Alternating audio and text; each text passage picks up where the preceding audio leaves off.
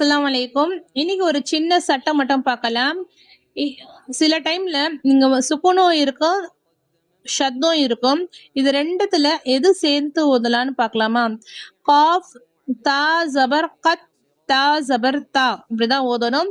இங்க தால் இருக்கு, இந்த தால் வந்து சைலண்ட், இது ஓதக்கூடாது. ஏன் இப்படி சொல்றேன்னா, சில பேர் எப்படி ஓடுறாங்கன்னா காஃப் தால் ஜபர் கத் தால் தா ஜபர் கத் இப்படி ஓதுறாங்க. இது தப்பு. இப்படி ஓதக்கூடாது. காஃபையும் தாவையும் தான் சேர்க்கணும். சுக்கூனை வந்து எப்பவுமே ஷத்தோட எழுத்துக்கு முன்னாடி சுக்கூன் இருந்துச்சுன்னா அந்த சுக்கூன் வந்து சைலண்ட், அது ஓதக்கூடாது.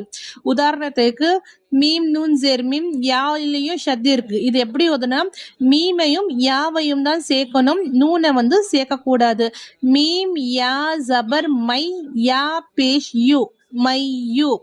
இங்க பாருங்க, ஹம்சா மீம் ஜேர் இம் மீம் ஜபர் மா இம்ம இப்படிதான் ஓதணும். இன்ஷால்லா ஏதாவது டவுட் இருந்துச்சுன்னா கமெண்ட் செக்ஷன்ல கமெண்ட் பண்ணுங்க. அஸ்ஸலாமு அலைக்கும்.